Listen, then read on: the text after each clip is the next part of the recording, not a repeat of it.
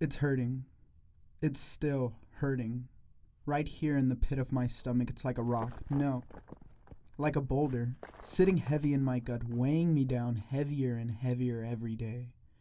When Miss Capolo told me that night when I came back home, as if it were just something she had heard when gossiping with the other foster moms at their meetings, she just shrugged me off, treating me like an afterthought. Like I was still that lost little 5-year-old kid that showed up at her door, lonely and afraid, abandoned and longing to be held in someone's arms. And she almost seemed to relish in the fact that she was the one that told me that Zeke and Adelaide weren't going to adopt me. That they didn't want me anymore.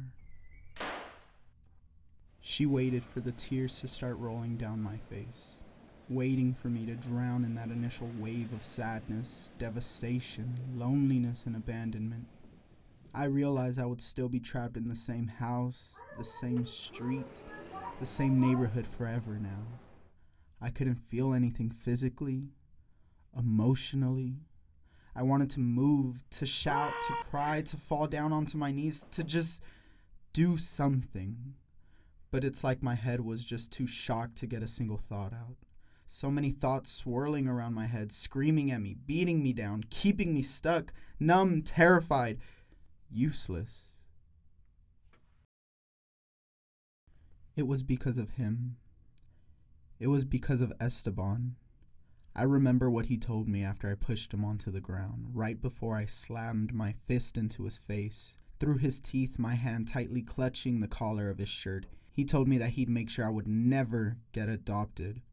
He was furious, and when I punched him, all the hurt, the pain, the tears, the screams, the cries for help from all those years of bullying and beating all seemed to come together at once. I just didn't realize I did exactly what he wanted me to do. To prove to them that I was the belligerent kid he had told them I was.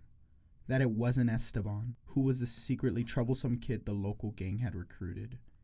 It was me. I couldn't help it. He deserved it. He really, truly did. But I can't help from thinking that. Maybe if I hadn't punched him that night, if I had just kept my mouth shut and ignored him, if I had just bottled up my emotions like I had been for years, would Zeke and Adelaide still want me?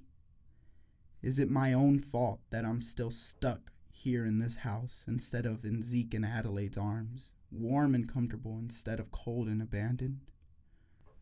Maybe I am the boy they think I am. Violent, aggressive, immature, stubborn, like a ticking time bomb just waiting to go off. Deep down, I know Esteban told them those lies because he knew I wouldn't deny them. He told them because he knew it would be easy to point the finger at me, to finally see me get what he thought I deserved.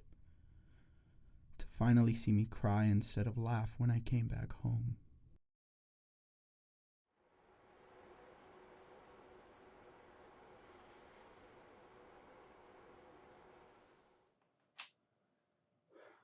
But Mama, you know me. You know I would never do that. You know I would never beat the shit out of anybody. I don't sell drugs. I do what I'm supposed to do. I do it for Zeke and I do it for Adelaide. Mama, I do it for you. Tell me I'm not who they say I am. Tell me I would never hit anybody. Tell me I would never join a gang. Tell me